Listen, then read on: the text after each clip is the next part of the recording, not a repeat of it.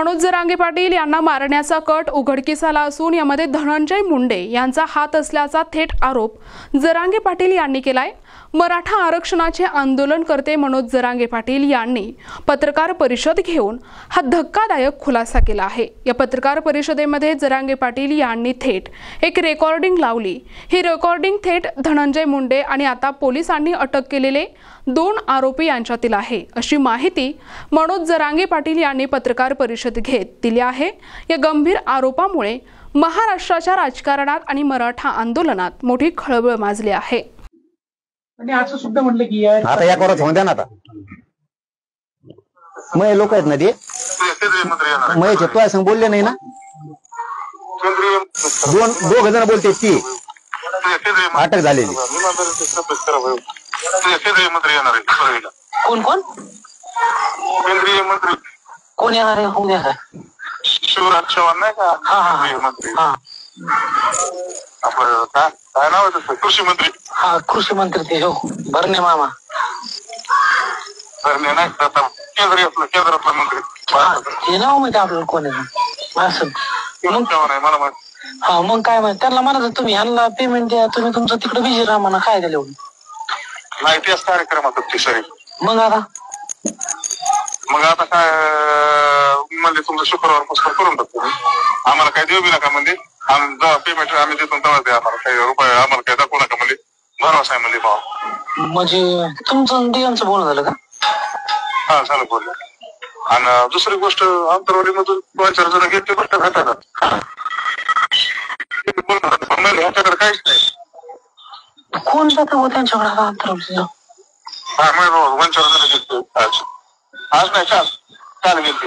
काल गेलते काय? हो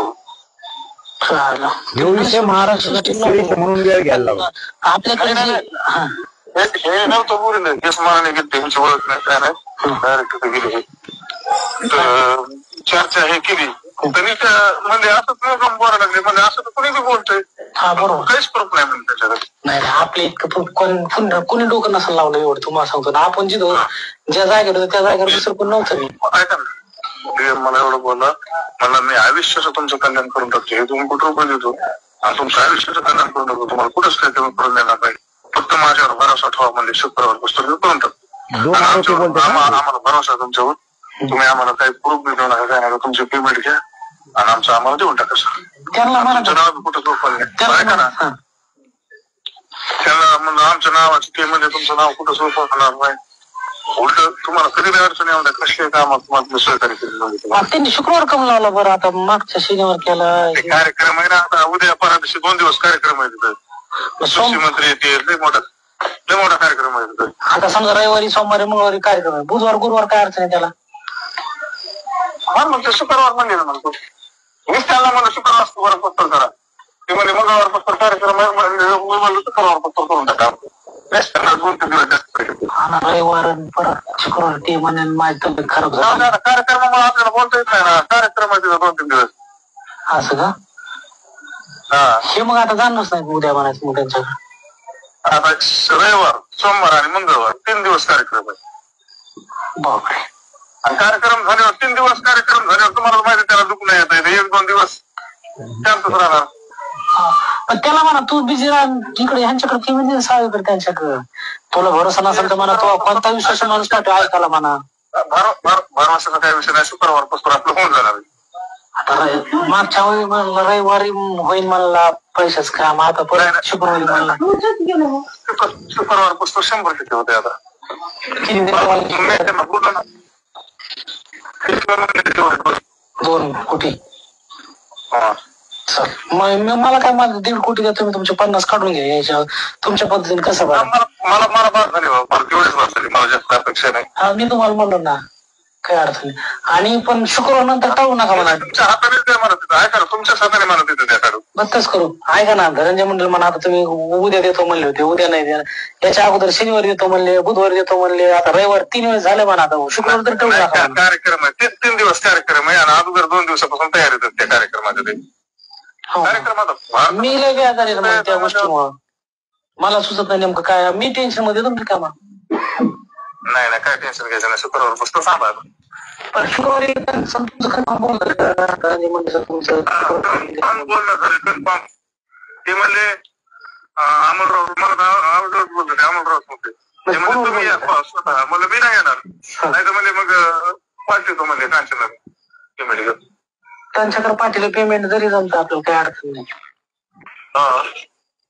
पेमेंट घेऊन पाठवतो म्हणजे मला पण तुम्ही सांगितलं म्हणजे 63-64 तेवढे पाहिजेत म्हणजे मला सगळ्या देऊन टाकून आपण त्यांना 64 मी तुम्हाला आबूर सांगितलं त्यांच्या नाही त्यांना सगळ्या देऊन टाकू आपणच उलट्या याच्यातून मुक्त होऊ आपल्याला नको टेन्शन आपलं पैसे घेऊन मोकळं होऊ आपण कोणाला एवढं मी मला म्हणले तुमचं कुठंच काय लिखित होणार आणि त्याला मी संपणार नाही म्हणले मी त्याचा बरोबर बोटावर खेळतो म्हणजे त्याला. तुम्ही तुमचं कसं करणार होते तुमचा मोठा प्रश्न पण आपण गरीब नसतात आपलं काय पैसे भेटले बरोबर विषय संपला. नाही बरोबर त्याला जास्त मागत नाही आपल्याला आपले 1.5 कोटी द्या म्हणाच म्हणजे ह्यांना तुम्ही म्हणा 2 तुम्हाला मी 50 देत त्यातले काही अडचण नाही. चालतंय ना. हा त्यांना भेटल्यानं तुम्ही इथं राहिले त्यांना जा म्हणले तरी जमन ना काय अडचण त्याला. हा काय अडचण नाही. हा मग मी तुम्हाला सोडतोय मी नाही मी त्यांच्या गाडी चालू पेमेंट घेऊन तरी मी काय म्हणेन मला त्या माणसाला चौकशी दिली. हा माझ्यातल्या 2 कोटी मध्ये तुम्हाला 50 लाख देतो मी मला 1.5 कोटी ठेवतो मग. पण आता रविवार म्हणले उद्या म्हणले होते पण तुम्ही शुक्रवार टाळू नका विनंती तुम्हाला. नाही ठरत आता काय टेन्शन घ्यावं म्हणजे मुंडेल बी सांगा शुक्रवार टाळू नका म्हणा. नाही ठरत काय म्हणले हा पण त्यांना म्हणा तुम्ही खुश झाले पण आम्ही 3-4 जण बरं का आता ते उद्या आहे का आपल्याला सर नाव सगळं येणार आहे त्यांची डिटेल फोन परत उद्या कसं पण त्यांच्याकडे काहीच नाही नाव बोलणं झालं म्हणजे ह्याच्याकडे काहीच नाही नसते हॉस्पिटल गोळ्या आणायला लागली. ठीक आहे 14 जण कोण काल बी गेलते का काल गेलते काल असं का फोन असते राव काय त्याला कोणी संपर्क करताय तिकडे काय आपण नाहीच ना त्यांच्याकडे जा तुम्हाला नाव जरी सांगितलं म्हणा आहे ते जवळचे असं म्हणायचं जरी म्हणले तर काय जात तिकडं आपल्याला काय करत कोणी का आपल्याकडे कोणाकडेच नाही ते म्हणजे सांभाळून तसं काहीच विषय नाही म्हणा. मग ते आपल्याला काय असतं 63-60-64 काय सारा देवाला बरं सगळं देऊ त्यांना आपल्याकडे जेवढं का तेवढं देऊन टाकू त्यांना पण पेमेंट मध्ये ये ना करू म्हणा आपण ते चेक बी करणार मोठा डुप्लिकेट आहे कवर झालेली मशीन घेऊन या तुम्ही तसं काय हा मशीन घेऊन मी सगळं मोजून ठेव चालतं माझी 1.5 मोजीले बाकीचे तुमचा आवाज देईन करून चालतं काय अडचण हो आता शुक्रवार फक्त टाळू नका भाऊ विनंती. नाही चालत नाही चालेल हो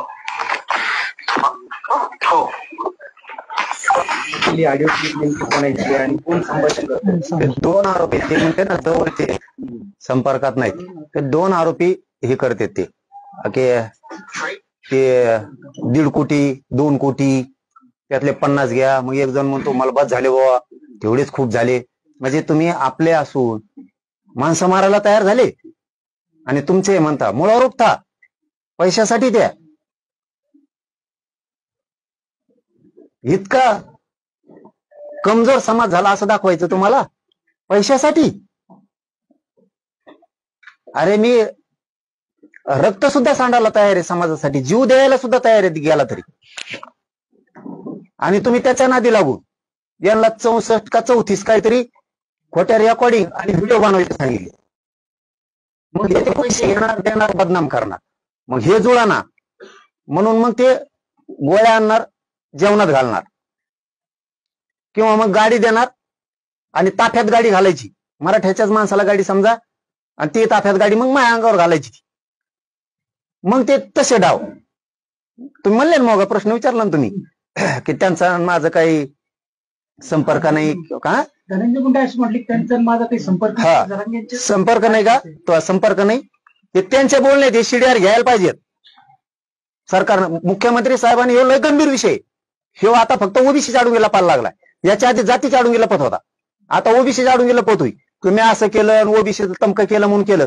इथं ओबीसी समान नाही तोही दलिंद्री तोही घाण वर्तणूक विकृतपणा ओबीसीच्या गळ्यात गुंतवणूक किंवा आरक्षणाचा विषयच नाहीये ते 4 दिवस लेट मिळेल मराठ्याला किंवा ओबीसीला मिळेल ती भागच नाहीये इथं.